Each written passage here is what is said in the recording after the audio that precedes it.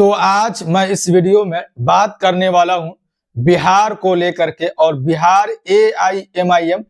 Party को लेकर के, क्योंकि अभी कुछ दिनों के भीतर फरवरी की बात करते हैं तो दिल्ली में विधानसभा का चुनाव है और 2025 में ही बिहार विधानसभा का चुनाव है, जिसको लेकर के AIMIM पार्टी की तरफ से भी तैयारी शुरू कर दी गई है। आप यहां पर तस्वीरों में देख सकते हैं कि बिहार के जो एक बड़े नेता माने जाते हैं 2024 लोकसभा का चुनाव लड़ रहे शिवहर से, और उसके बाद से बड़ी चर्चा इनकी हुई कि किस तरीके से इन्होंने पार्टी को ज्वाइन किया, उसके बाद से पार्टी में रह करके चुनाव लड़ा, उसके बाद से चुनाव भी हारा। चुनाव हारने के बाद अभी तक 2025 ये जनवरी का समय चल रहा है, अभी तक ये ऑल इंडिया मजलिस इत्तेहादुल मुस्लिमीन AIMIM पार्टी में बने हुए हैं और लोग इसी बात को लेकर बड़ी परेशान होते हुए नजर आते हैं और देखे जाते हैं कि किस तरीके से इनके अगर पिता की बात करते हैं तो वो किसी और पार्टी से ताल्लुक रखते थे, वो किसी और पार्टी में रह करके अपनी राजनीति करने का काम किया। लेकिन जिस तरीके से राणा रणजीत सिंह बैरिस्टर असदुद्दीन ओवैसी साहब की बातों को सुन करके बैरिस्टर असदुद्दीन ओवैसी साहब को देखा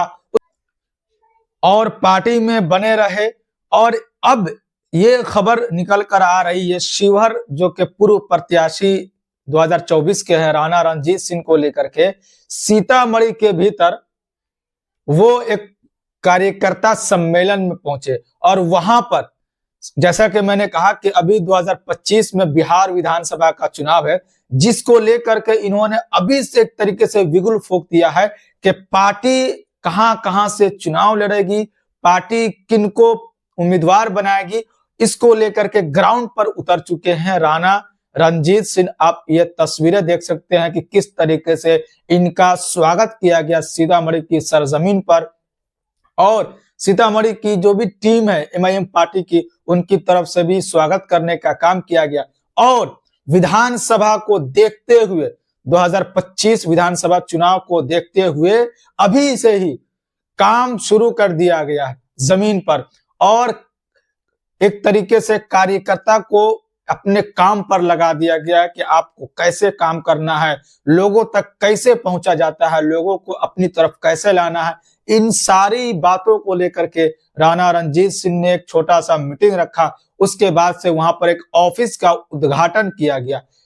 सीतामढ़ी के भीतर बाजपट्टी विधानसभा के भीतर। जो बाजपट्टी विधानसभा है, यहां से MIM पार्टी ने ऐलान किया कि हम 2025 विधानसभा चुनाव में अगर MIM पार्टी चुनाव इसी शर्त पे यहां से नहीं लड़ेगी जब RJD की तरफ से, लालू प्रसाद यादव की तरफ से, तेजस्वी यादव की तरफ से या इंडिया अलायंस की तरफ से बाजपट्टी विधानसभा के भीतर अगर किसी मुसलमान को टिकट दिया जाएगा, तो उन्होंने अभी से ही शर्त लगा दिया, क्योंकि ये अभी से जमीन पर उतरकर काम कर रहे हैं। और बाजपट्टी विधानसभा की अगर बात करते हैं तो यहाँ पर मुसलमानों की संख्या अच्छी खासी है और ये सीट जो है वो मुसलमानों की होनी चाहिए, यहाँ से मुसलमानों को टिकट दिया जानी चाहिए। लेकिन कई ऐसी पार्टी है, खासतौर से अगर हम बिहार की बात करते हैं तो जो मुसलमानों के ऊपर राजनीति करते हुए नजर आते हैं। खासतौर से अगर बात करते हैं तो RJD की सारी जो पार्टी जो टिका हुआ है वो मुसलमानों के वोटों के बदौलत ही टिका हुआ है। लेकिन जहां पर मुसलमानों की संख्या अच्छी खासी होती है वहां पर उनको टिकट नहीं दिया जाता, वहां पर किसी यादव को टिकट दे दिया जाता है, वहां पर किसी और को टिकट दे दिया जाता है। जैसा कि यहाँ पर राणा रणजीत सिंह ने भी अपने स्पीच में कहा कि अब ये नहीं चलेगा कि जहां पर मुसलमानों की संख्या अच्छी खासी हो और वहां से किसी यादव को टिकट दे दिया जाए, ये अब बर्दाश्त नहीं किया जाएगा। इसी शर्त पर बाजपट्टी विधानसभा सीट से MIM पार्टी की तरफ से उम्मीदवार नहीं दिया जाएगा अगर किसी मुसलमान को RJD या RJD की गठबंधन की तरफ से किसी मुसलमान को टिकट दिया जाए, न कि किसी यादव को या किसी और को।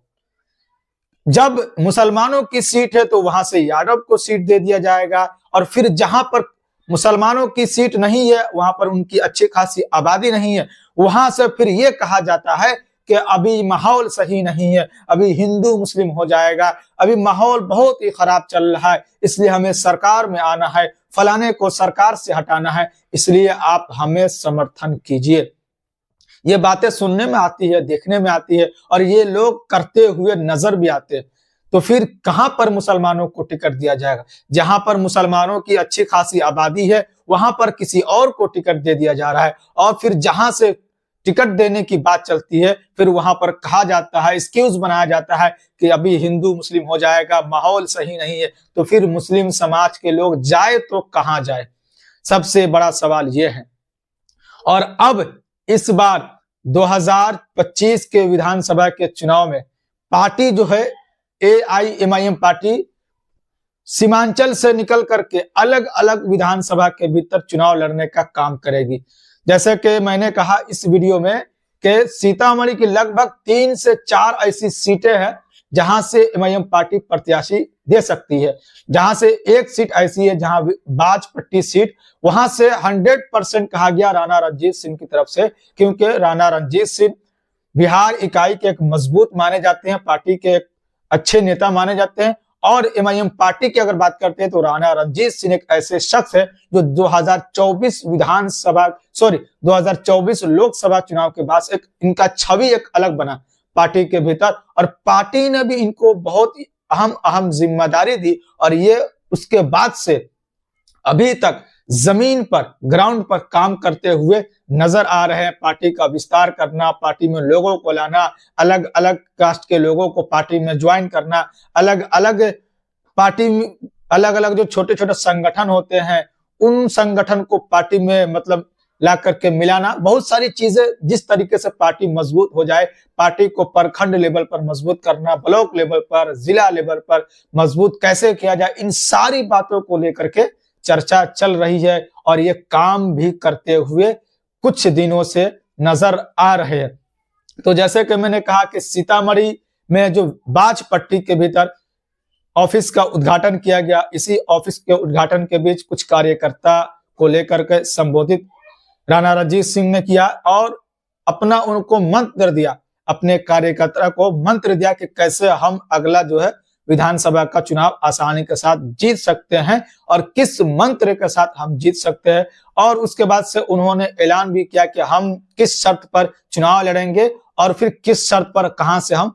अपना उम्मीदवार देंगे और नहीं देंगे। इस सारी बातों को लेकर के इन्होंने कहा कि अगर बाजपट्टी का उन्होंने पूरा कंडीशन बता दिया आरजेडी को, अभी से ही आरजेडी गठबंधन को, कि बाद में कोई बहाना बनाने का मौका उनको न मिले। उसके बाद से फिर जैसे कि मैंने कहा कि कई ऐसी मतलब के विधानसभा की सीट है जहां से सीतामढ़ी के भीतर, वहां से पार्टी यानी राणा रणजीत सिंह ने कहा कि हम यहां से अभी तैयारी कर रहे हैं, और जमीनी स्तर पर अगर तैयारी में हम सफल रहे, लोगों का मशवरा मिला कि हम यहां से चुनाव लड़े, हमारी पार्टी यहां से प्रत्याशी दे, तो फिर हम यहां से प्रत्याशी भी देंगे। जो कि अगर हम बात करते हैं तो सुरसंड विधानसभा जो कि सीतामढ़ी के भीतर आता है, उसके बाद से परिहार की बात करते हैं, और जैसा कि मैंने कहा कि बाजपट्टी से तो 100% ही उन्होंने कहा कि यहां से हम चुनाव लड़ेंगे ही तो लड़ेंगे। जो मुन्ना मंसूरी जो कि उम्मीदवार होंगे MIM पार्टी की तरफ से, अभी से वो तैयारी में लगे हुए। अगर MIM पार्टी यहां से चुनाव लड़ती है सीतामढ़ी बाजपट्टी विधानसभा से, तो मुन्ना मंसूरी को टिकट दिया जाएगा। उन्होंने अभी से ही ऐलान कर दिया, और वो अभी से ही अपने हिसाब से तैयारी में जुट चुके हैं। और जैसे कि मैंने कहा सैदपुर, और तो ये सीटें हैं जहां से पार्टी अपनी तरफ से प्रत्याशी दे सकती है, और अभी चर्चा चल रही है बिहार के अलग अलग विधानसभा को लेकर के, अलग अलग कोने से खबर कुछ दिनों के भीतर से निकलकर आने लगेगी। तो मैंने इस वीडियो के माध्यम से सीतामढ़ी बाजपट्टी विधानसभा के भीतर की खबर जो है वो मैंने आप तक रखने का काम किया गया कि MIM पार्टी इस सीट को लेकर के कितनी गंभीर नजर आ रही, और MIM पार्टी के नेता कितने गंभीर नजर आ रहे हैं। इस बात से खुलासा हो रहा है कि राणा रणजीत सिंह ने लगभग 20 से 30 मिनट का स्पीच दिया। उन्होंने किस तरीके से 2024 से लेकर के अभी तक क्या चीज पार्टी के भीतर रह करके उनको झेलना पड़ा, क्यों पार्टी में आया, क्यों पार्टी में वो ज्वाइन किए, पार्टी में उनको कितना सम्मान मिल रहा है, पार्टी के लोग उनको कितना सम्मान दे रहे हैं, पार्टी में क्या कितना उनको प्यार मोहब्बत मिल रहा है, वो सारी बातों को लेकर के उन्होंने काम किया कि किस तरीके से एक हम हिंदू भाई होकर के मुस्लिम भाई के साथ रहते हैं और हमें उतना ही सम्मान मिलता है, उतनी ही इज्जत मिलती है जहां मुझे कहीं और मिलनी चाहिए। हमें कोई भेदभाव के नजरिया से देखा नहीं जाता, हमारे साथ कोई भेदभाव नहीं होता और हमें ऐसा लगता है कि हम इसी पार्टी में रह करके अपनी राजनीति पारी की शुरुआत करें और हम इस पार्टी में रह करके एक अलग तरीके से भूचाल लाने का काम करेंगे 2025 विधानसभा बिहार के भीतर, और कम से कम 40 से 50 विधायक हम एमआईएम पार्टी की तरफ से बिहार विधानसभा के भीतर पहुंचाने का काम करेंगे। 2020 में 5 विधायक जीतकर एमआईएम पार्टी की तरफ से आए थे, लेकिन वो 4 आरजेडी में शामिल हो गए। लेकिन इस बात का टारगेट है कि इस बार 40 से 50 विधायक हम जिता करके बिहार के विधानसभा के भीतर पहुंचाए, जिसके लिए अभी से वो तैयारी में जुट चुके हैं। और कुछ दिनों के बाद, जैसे कि मैंने कहा कि गोपालगंज से, छपरा से, सिवान से, गया से और सीमांचल में तो पार्टी मजबूत है ही, तो मोतिहारी से अलग अलग जिला से खबर निकल कर आएगी कि पार्टी कहां से, किस विधानसभा से किन को प्रत्याशी बना रही है। तो जो भी आगे खबर आएगी वो फिर से मैं आप तक किसी और वीडियो के माध्यम से रखने का कोशिश करूंगा।